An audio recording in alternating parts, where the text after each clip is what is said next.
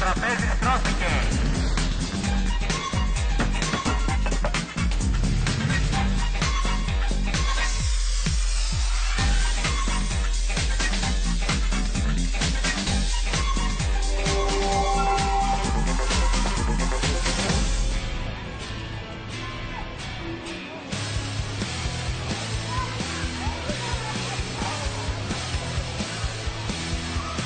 Γύρω από τη συνοικία του Μακρυγιάννη, που πήρε το όνομά της από τον στρατηγό Μακρυγιάννη, που έζησε και πέθανε εδώ σε ένα τεράστιο τότε αγρόκτημα, το Κουκάκι είναι άλλη μία χαρακτηριστική πυκνοκατοικημένη γειτονιά της Αθήνας στα πρότυπα της αρχιτεκτονικής του 60.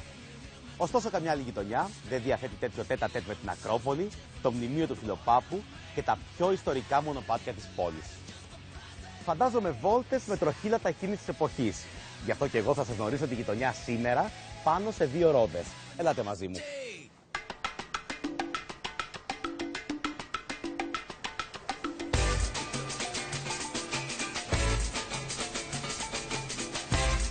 Καλημέρα. Καλώς τον. Θέλουμε ποδηλατάκι. Ναι, θέλω ένα ποδήλατο απλό για μια βόλτα μέσα στη γειτονιά. Πολύ ωραία. Έλα να σου δείξω. Λοιπόν, αυτό είναι για σένα. Για να δω. Ωραία. Ελαφρύ. Τα λάστιχα είναι οκ. Η σέλα είναι στο κατάλληλο ύψος γιατί είμαι και κοντός. Ναι, μπορεί να τη ρυθμίσει κιόλας.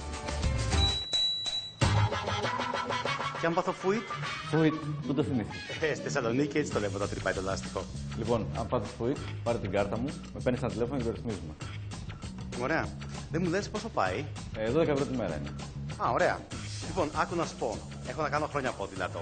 Θα το δοκιμάσω και αν γουστάρω μπορεί να αγοράσω και ένα. Έγινε. Θα μου δώσει ένα όνομα? Ναι, βεβαίως. Γράψε Food in the City. Πολύ ωραία.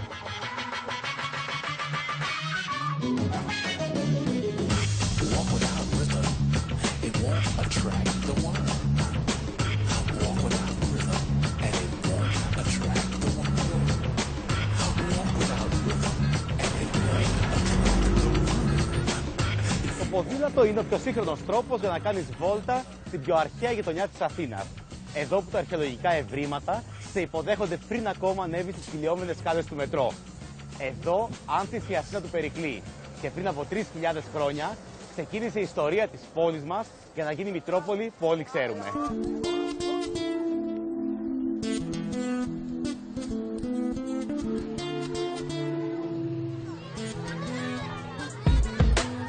Το σχέδιο ενοποίησης των αρχαιολογικών χώρων μας χάρισε μία από τις ομορφότερες βόλτες της πόλης.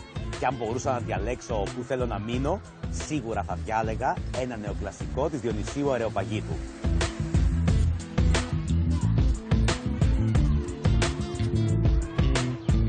Ένας από τους πιο ακριβούς δρόμους της Ευρώπης, με την Ακρόπολη στο πιο κολακευτικό της Gros Plan.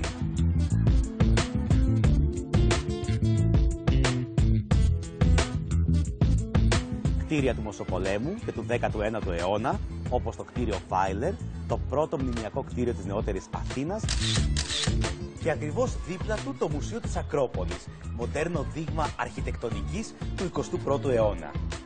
Εγώ αφήνω πίσω μου το θέατρο Ηρόδου του Αττικού και τον πιο κοσμοπολίτικο πεζόδρομο της πόλης και πάω για τον πρώτο καφέ της ημέρας.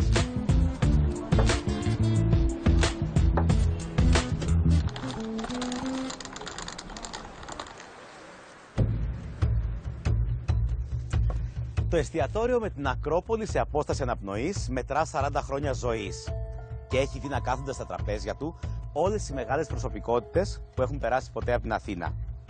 Εδώ ο καφές έχει μια άβρα ιστορική και ένα άλλο βάρος. Και αυτό όχι μόνο από τη σκιά του Ιερού Βράχου. Σε μια πρόταση γάμου, ας πούμε, οι όρκοι κάτω από τα μάτια της Ακρόπολης και στο αγαπημένο εστιατόριο του Κωνσταντίνου Καραμαλή, παρακαλώ, δείχνουν να φλερτάρουν κατευθείαν με την αιωνιότητα.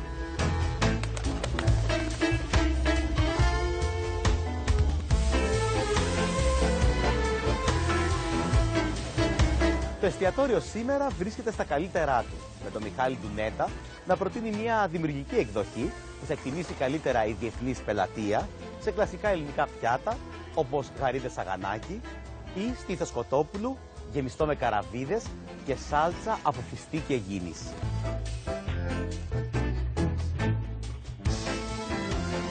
Οι ιδέες του σεφ μου άνοιξαν την όρεξη και σκέφτομαι ότι μετά τον καφέ ήρθε η ώρα να πάω για μια μπαγκέτα κομμένη και ραμμένη στα μέτρα μιας ανοιξιάτικης δίαιτας. Εδώ γωνία Βεΐκου με στρατηγού Κοντούλη, ο Γιάννης, που είναι πρώην ναυτικός, συνεχίζει τα ταξίδια του στις καθημερινές διαδρομές του απλού φαγητού. Κόντρα στο έγκλημα που λέγεται σάντουιτς. Καλημέρα. Καλημέρα. Μια μπαγκέτα θα μου φτιάξετε, σας παρακαλώ. Αμέσως. Τι ψωμάκι έχετε? Εδώ έχουμε τα πολυτελεία στρατζολάκι και λαγανίτσα, τα οποία είναι αφράτα και μαλακά ψωμάκια με σουσάμι. Αυτά είναι χωριάτικα, χωρίς σουσάμι, χωριάτικο από άλλο φούρνο. Τα τσαπάτα μας και καμπαγιού και τα μαύρα καμπαγιού. Και μπακετούλες μαύρες και άσπρες. Ωραία λοιπόν, ένα μαύρο καμπαγιού με σίκαλη. Λοιπόν, σήμερα λέω να μην παίξω με κρέας. Θα ήθελα μέσα στο καμπαγιού τυβεριές ψητές, Ναι. μελιτζάνα, κολοκύθι. Θα ήθελα και λίγο πέστο με σκηνόπρασο λοιπόν. Το σκηνόπρασο μοιάζει με φρέσκο κρεμμυδάκι και η γεύση του είναι κάτι μεταξύ σκόρδου και φρέσκου κρεμμυδιού. Λοιπόν, θα ήθελα επίσης μέσα να μου βάλετε 2 φετούλες κατσικίσιο τυρί. Κατσικίσιο τυρί από τη Γαλλία, ασφαλισμένο με καθαρή στάχτη. Ένα μέσο συντήρησης παλιά που δεν υπήρχαν τα ψυγεία. Μανιτάρια ενόκι.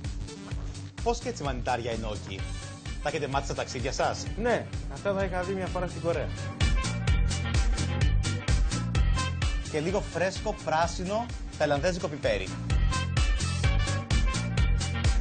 Νομίζω πως αν βάλω κάτι ακόμα θα εκραγεί. Είναι αρκετά αυτά. Τι σας οφείλω? 3,90. Ορίστε.